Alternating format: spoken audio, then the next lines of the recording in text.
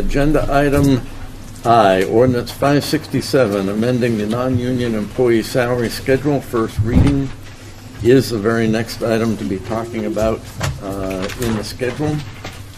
Before we have a reading of the ordinance, are there any comments to be made from any counselors? Any questions that we need to answer regarding format or otherwise? Okay. Seeing none, that is on page 127 of the backup information.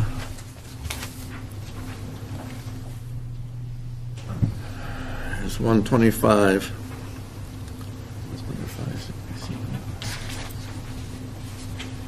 If somebody would care to move this and read the proposed ordinance, please.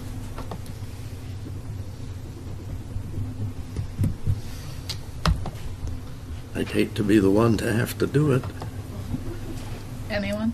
I'd love for you to be the one to have to do it. With that remark, Councilor Kowalski, will you? I'm trying. Do you need help? Yeah, mine won't open. Are we reading this entire thing? Yes, you are. Oh, good. Good. Yeah. It's only 16 pages, so bear with me. The last one. You only need to read the first two. So, City of Claremont in the year 2018, ordinance number 566, amending the non-union. 567. It was updated in a different one. Okay. Sorry. So, pursuant to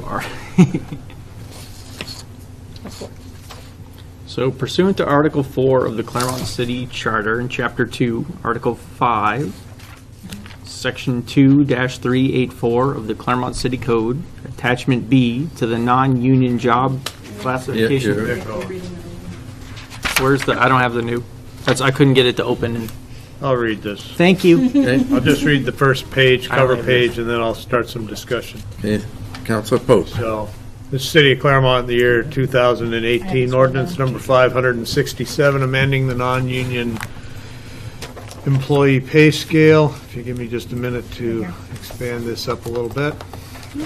Pursuant to Article 4, Section 52 of the Claremont City Charter and Chapter 2, Article 5, Section 2-384 of the Claremont City Code, Attachment C to the non-union job classification plan, as adopted by Ordinance 535, May 14th, 2014, is hereby amended and readopted as follows. Section 1, compensation and job classification.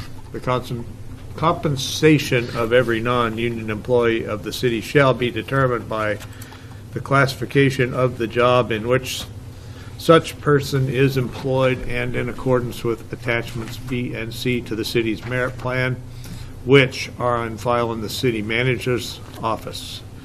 Section 2, compensation for non-union, non-exempt employees, with the exception of employees in grades 1 through 4, which are specified solely by an hourly wage rate. Rates of compensation for each union non-exempt city employee may be specified by hourly, weekly, or annualized salary scales as set forth in Attachment C, which is also on file in the city manager's office.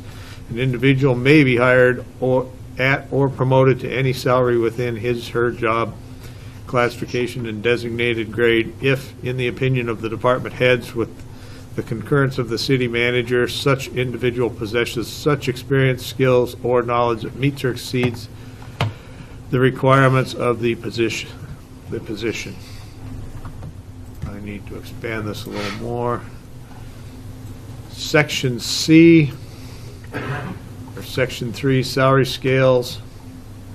Open it, I have not read that. Okay, Section 3, salary scales for non-union exempt employees. The rates of compensation to be paid by each non-union exempt city employee shall be at the annualized pay scales as set forth in Attachment C, with the exception of the salary of the city manager, which is discretionary with the city council. An individual may be hired or promoted to any salary within his or her job classification and designated grade if, in the opinion of the department head, with concurrence of the city manager, such individual possesses such experience, knowledge, or skills that exceed the requirements of the position.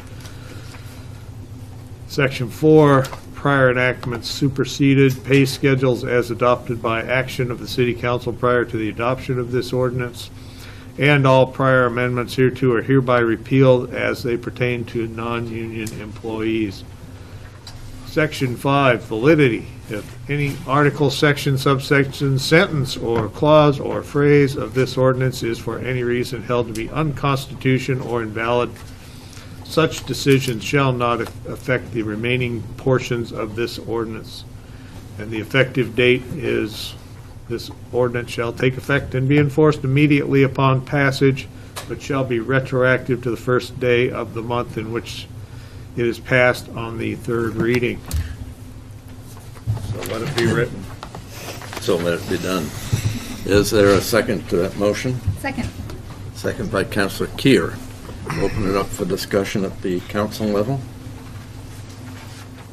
Any councilor have a question on that? Yes, Councilor Klosky. I just don't, I have the old, I don't have the new copy, so I wanted to point that out. Okay. And you still can't open anything on the No. computer? No. All right. Any other? Yes, Councilor Zullo. It's for Mr. McNutt. How many non-merit or merit plan employees or directors or all that are at the end of their runway that work for the city of Claremont right now?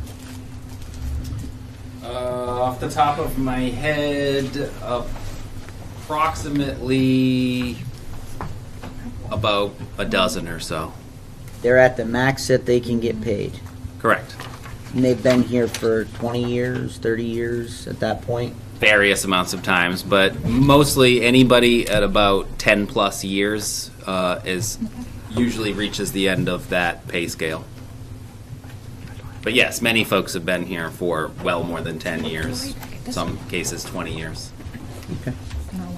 Other questions from anyone on the council? Yes, Councilor O'Hearn.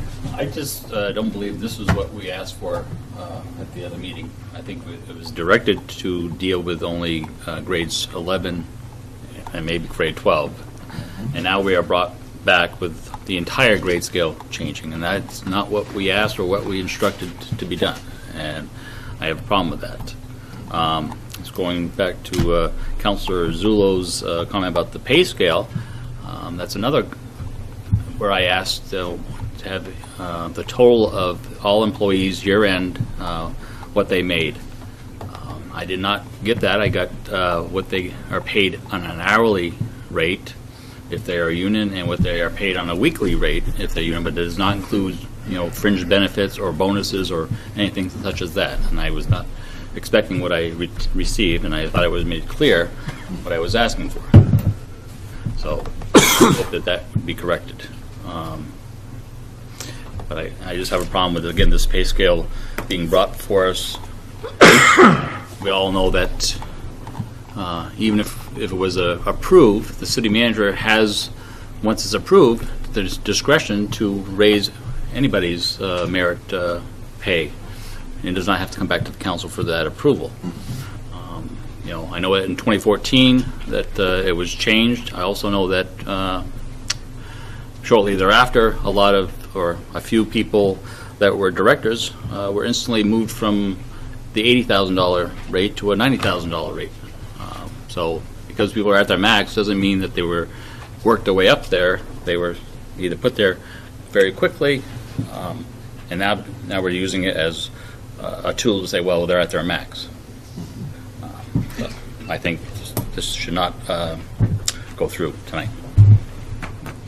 Yes, Councilor Kier. I have a bunch of questions, actually. So I was looking over the Personal Advisory Board meeting minutes, or notes, and I had a question. So I was reading through, and it seemed like there was one member who was kind of opposed to this all the way through, and then there's just a note at the end that says, after more discussion, a motion was made by that member to approve the pay schedule. And I was just confused because it seemed like they were against it the whole way, and there's no real clarification of what more discussion happened. It just said after more discussion, it seemed like a big swap to happen without more clarity on what else was discussed. Okay. So that's just a general question. Is there anyone who's currently in any of these pay grades that's at the minimum that would have to be moved up due to the change? Yes, I believe there are 2 positions that have been identified that if this change goes through, they would currently be below what the new wage range is. And do we know what the impact of that would be? I don't off the top of my head. Okay. I also was looking at this information provided, which I do appreciate. And it was showing the 2014 approved pay schedule, which is what we use now, and this new proposed one. And this was some really interesting information that was provided as well, which was the increase from the last pay schedule to the current one, and then what the increase would be from the 2014 to the 2018. And it looked like the last time that we approved an upgrade, there was 6 years between the last one and the current one that we're using now. And there was increases in ranges from 9% to 12%. There's been 4 years-ish, although this noted that we based our 2014 data on 2012 salary wage survey, so maybe more than 4 years at this point. But the increases are 15 to 29%, which is largely different than what we did last time for more years in between. So for me, that just seemed like a lot. And I understand that we kind of were limited by the cities that we were able to pull information from, but I don't 100% agree that we are on the same level as some of these cities that were pulled. And then my other question is, I would love to have like a 5-year impact proposal or proposition of what it would look like if, based on what we normally give as raises, et cetera, for each of these kind of pay ranges, what this impact would be on an increase for us in salary. Does that make sense? I didn't really catch the last part. That's all right. I know I'm a little all over the place. I get that. So with these proposed changes, we're raising the maximum for some people who are at their max. We're just increasing the ability. Yeah, the range. None of this is automatic. No, I get that. But generally, maybe not yearly, but every couple of years someone gets raises. Based on what we average in raises over a 5-year period, what increase would that make for us in wages that we would then have to kind of eat? And I know you don't have that information now because I'm asking for it. Just for, point of discussion, a 3% increase for all merit plan employees would cost approximately $340,000 using round numbers. Might be a little less than that, but it's pretty close. And that includes these people who haven't been getting those because they're at their max. Well, no, I'm just saying what a 3% increase for all merit plan employees would look like. If we only focused on folks that have not received any type of increase in a 3 or 4 year period of time, that would obviously be much less of an impact. Okay. To go on to your first question about the personal advisory board, so the member was a brand new member, somebody that has not really been involved in government, and that was sort of expressed at the meeting that a lot of this was new information for them. So we spent, it was a fairly long meeting. We spent a good amount of time, taking questions from that person. They were relating some of their private sector experience, and then where that might be different in the public sector. Things that you can do in the private sector you can't necessarily do in the public sector. And they also, a lot of the beginning part of it, they were under the assumption that this was automatic.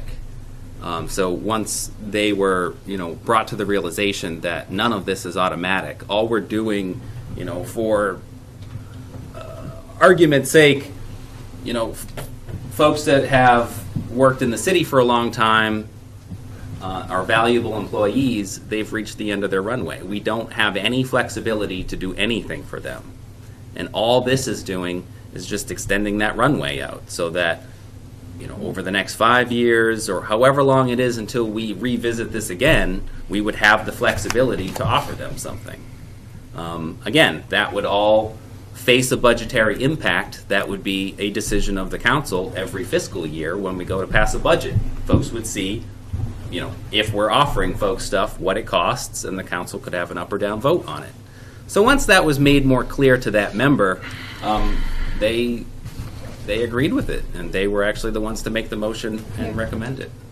So it just, there was a fair amount of that meeting working with that member to better understand aspects of government they might not have been familiar with. Anything further, Councilor Keir? You had a number of questions. Didn't want to cut you off. No, those were my questions. It was just kind of pointing out to everyone that I thought that the percentage increase was more than we've done previously, on top of the fact that it's just a lot in general. Sure. And the impact of anyone at the bottom of the range and the impact of anybody at the top of the range, what those would be monetarily. Yeah. Councilor Kowalski. Well, I just wanted to answer the first part of Councilor Keir's question, and I want to do this very sensitively. The consultant we hired to do the previous wage schedule is relatively well known in government circles, and it might not have been the best work product. I don't really want to go much further than that. Understandable. I appreciated us getting a hold of the Personnel Advisory Board's minutes, because that kind of made me feel a little better about it, reading through and having a member that was against it look like from the get-go, and then having them be the person that ultimately makes the motion to bring this forward made me feel better about it. This is obviously a board that the council has fought to actually have run properly and get members on. So thank you for sending that along. Councilor Zullo. Now, most of the part of the process for this is so that we can hire an assessor at the salary that he wants to come on at, correct? That Now, are we going to hire him at the peak of the grade 11 salary so that in 5 years there's no room? He's at the end of his runway the day he starts? Is that what would happen in this situation? And then in another 2 years we're going to come back because he wants a raise? Is that where we're headed with this? this is, again, a much broader effort. To do just 1 or 2 grades didn't make a lot of sense. If you're going to go out and seek this survey and put together this data, it's a very time-consuming process, and we put a lot of effort into it. No, I'm not minimizing it. So, yes, specifically, the highly qualified person who is still interested in being the permanent chief assessor for the city of Claremont would probably likely come on at the higher end of this scale. Now, if they came to me in 2 years and said, Mr. City Manager, I would like more compensation, that would obviously be a discussion between me and that employee, and I would not be in favor of that. But yes, just to be honest and answer your question, this would give us the ability to continue to hire that person. Again, this person has a lot of experience. This person has the qualifications to supervise chief assessors. They have the highest level of qualification. They also have experience in the city of Claremont before. They would be a highly valuable asset to bolstering our assessing office. They are very familiar with the efforts that we are going through to create a board of assessors. They are fully in support of that. This is somebody with a lot of skill, and yes, they in the market of assessing in the state of New Hampshire, Actually, even in the state of Vermont and in Massachusetts, I'm seeing more and more articles about towns struggling to find assessors because there just is not that deep bench. The years of qualifications it takes does not make it easy because a lot of people are retiring and there's not a lot of new people coming into that profession. Like I said, I think it's a real opportunity to still be able to hire this person. Councilor Pope? Trying to think of a good way to put all this. I do know of the need to pay quality people. Very aware of that. I know who the person is. That's actually in either your emails or your council packet at this point. It's all public record. I'm having a problem with this because I might vote for it on a first reading and a second reading. I wouldn't vote for it on a third reading, and the reason being this, and I will disclose, I am a member of a public union. I know what it's like when you try to bring a salary schedule up for administration, such on like that. And I know what it's like to try to get the administrators, but I know what it's like to the people whose boots are on the ground when this kind of thing happens and the negotiations have dragged. And so I've got to support a lot of people out here that I've known for many years who've supported me in a previous life and the whole bit. And, you know, I have a hard time with this, trying to do this. And this is just me wearing my union members and having sat in those seats. And so that's what I have to think about. So, I mean, is the timing right? I'd like to see those negotiations finished. I know this is going to rub some people the wrong way. I'm having a hard time with this. Thank you. I would like to say before I recognize the city manager and then Councilor O'Hearn that I agree with Councilor O'Hearn. This is different than I thought I would be getting based upon the motion that I made at the last meeting. I think as a senior person, both in age and experience, I will never object to getting perhaps more quality work than I ask for. I think that's always a good thing.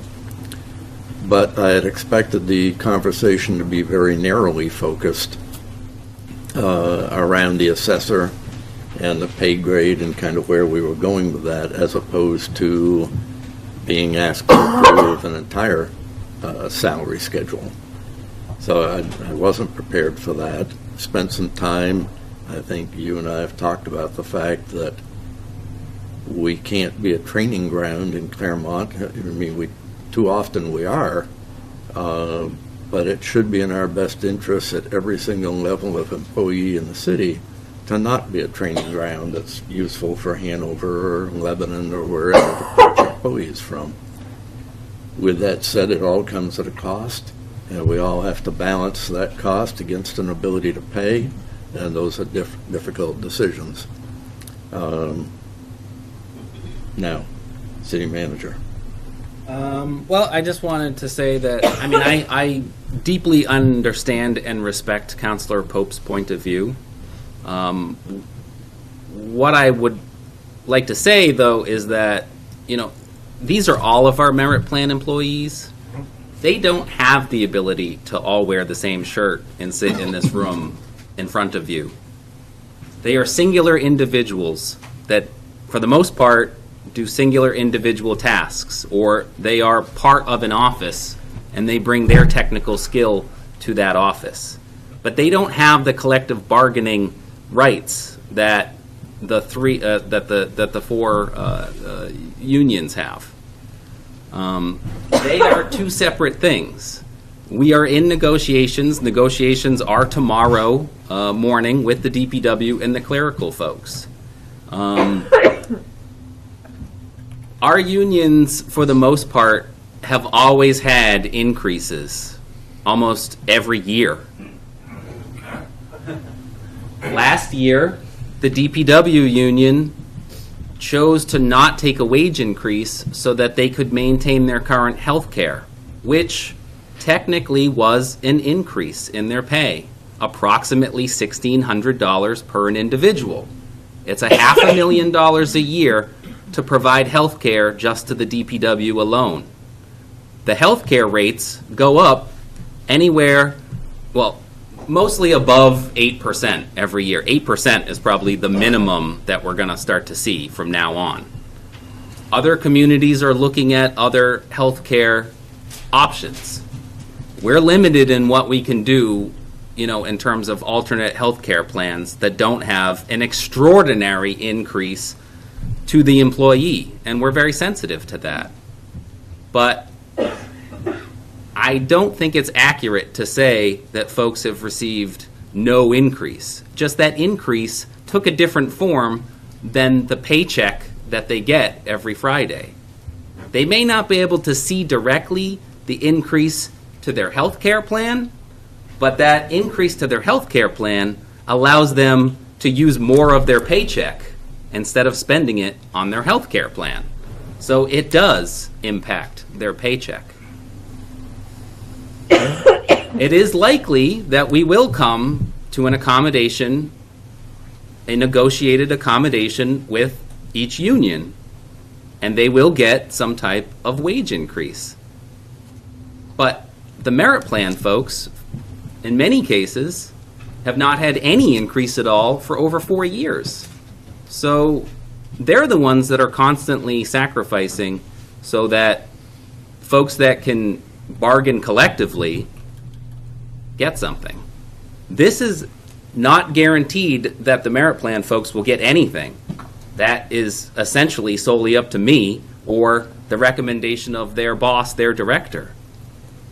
There's no guarantee that they get anything, but this gives us the flexibility to perhaps do something if it is merit, if it's warranted. Look forward to the negotiation update after that meeting. Councilor Kowalski and then Councilor O'Hearn. Sorry. Just as far as the level of information that we received before this, I do remember, and I'd have to go back and watch the meeting, but I remember hearing that even though we were requesting one thing, I heard comment made that we were going to get a larger look presented. And I think I heard it twice, and nobody here corrected that and said, no, go back to narrowing it just to this, these positions. So I just want to remind everybody that I think we were told we were going to be receiving larger than we asked for. Yeah, I don't recall that, but that's neither here nor there. Councilor O'Hearn. Okay. I would like to, I guess, comment or ask questions of the city manager concerning the merit employees. The majority of them are what? Bosses? I'm sorry, what? Are bosses? Supervisors? I didn't catch the first The part merit of what you said. employees are supervisors or bosses, correct? Most of them? Majority of them. I don't know. I'd have to take a look, but perhaps, yeah. You got directors, you got assistant directors, you got fire chiefs, your lieutenants. Those are all supervisors. Okay. These sure. are merit employees. Yeah. These are bosses, okay? Then you talked about, so we understand that they're bosses. They're supervisors. They supervise the other employees. Okay, you brought up healthcare. What does the merit employees pay for their portion of the healthcare right now? Existing employees before a prior date, I believe some July of 2017, pay 90-10, and new employees pay 80-20. It's not 7%? I'm sorry, 7%? The merit employees pay 7%, and the city pays the other, 93. Correct? Let me check with Mary. Mary, is that right? Okay, I'm sorry. So yes, you're correct. Okay, so again, we're talking about merit employees, and you're saying that, we need to pay their scale, but in fact, they have the ability to be paying more than the public works and the clerical people who are actually paying more portion, because I assume they're what, 10 to 15% currently?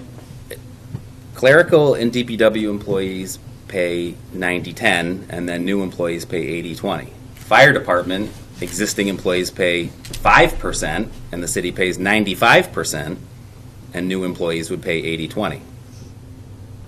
Okay, so again, we're going back to the employees that are unionized, you're saying, have or the merit people don't have a bigger voice, but in fact, they get paid more than the union people currently. They pay less on the health, and we're here trying to, again, put another, I hate using the word, another slap in the face by trying to upscale or move up the merit employees, and where we don't have money, supposedly, to pay for the union negotiations, which brings me back to another comment that you said earlier. I attended the Personal Advisory Board as a citizen. I didn't go there as a counselor. I went there just to monitor. But I apparently didn't reach being noted or mentioned as a public citizen in the minutes. But I was there, and I stayed there for an hour and listened. And during that meeting, I took some information such as, we're talking, as the city manager talked about the assessor and needing a qualified person. And time and time again, I've heard him prior say that Marlene Jordan, who was here, didn't have the qualifications. But in fact, it's my understanding, because at that meeting, Mary Walters corrected him and said she was qualified as an assessor. She just didn't have, I guess, 2 months or something of commercial qualification. I don't know, but she was certified by a state as an assessor. So I'm just trying to wrap myself to understand.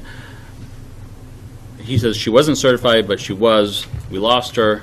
Now we're going to pay more to get somebody else who's more qualified or equally qualified. More qualified. Well, I'm assuming that when she was working here, she was going through the process of getting these qualifications. So in fact, we were cultivating it, and then we dropped the ball somewhere and lost her. And that, I assume, was under your watch, because she left while you were the city manager, or are the city manager. I will go back to budgetary, again, we're talking about raises.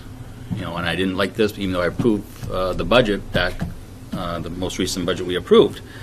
You, in fact, in that budget, moved the HR director from underneath the finance director and put her under you and gave her a raise in the amount of approximately $4,000, because she, based on what I was given for her weekly rate, she went from $58,000 to $62,000.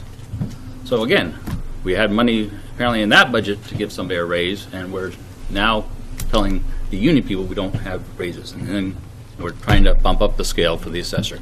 This is really getting irritating to me.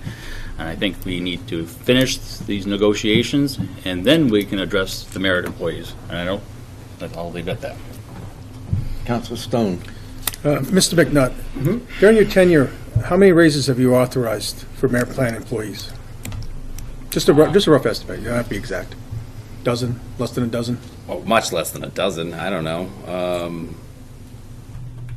Yeah, I don't know off the top of my head. So about less than a dozen? The reason I ask that is, I know there must be some departments that they haven't had raises in approximately 2 to 3 years. But yeah, some of the departments had surpluses at the end of last year's fiscal year, and they still didn't get any raises, which would have gone through their department head, and then you would have authorized it. That's a normal course of action for a raise for a merit plan employee? It depends. I don't know. Okay. So you freely don't give out too many raises? Not necessarily, no. Okay. Thank you. Is there anyone else on the council with a comment or question? Okay, I need to ask from the council, what are your wishes with this particular ordinance this evening? It's here before us for consideration. What is your preference? Well, I mean, we have a motion. Motion was read. Motion was read. Roll call vote. Roll call vote. Still has multiple more readings after this. I just don't think it's ready for first reading. I agree. I'm sorry, I didn't hear the comments. I said, I don't believe this is ready for the first reading, and again, I'm going to comment the thing is, that, again, it's if we even pass it as a first reading, I still consider it a slap in the face to these union employees that we're even entertaining it. We need to take care of what we have for employees currently, and again, it's not what we asked for. Maybe Councilor Kolowski make a comment otherwise, but what I heard is we were just dealing with those particular two, and that was coming back. So this is not what we asked for, and I'm going to vote no. Okay, we'd asked for a roll call. Yeah. I think we need to proceed with that. I just wanted to put in since we're explaining how we're going to vote, I think it's fair that I get the chance to also do that, because my vote is not intended to slap anybody in the DPW in the face. This is a chance to get some more information, and then we're going into negotiations with them. I can kill this at another vote. So, thank you. I choose to kill it now, so let's do the vote. Roll call vote. Doré? Counselor Assard? Yes. Counselor Ahern? No.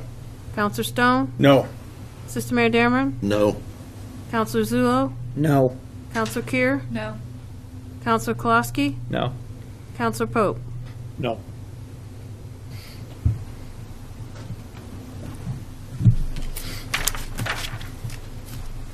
All right, and that's with the understanding that this can be brought back depending on circumstances and actions that may take place in the future. Somewhere, here we are. Be on to Energy. Ordinance 564, renewable energy.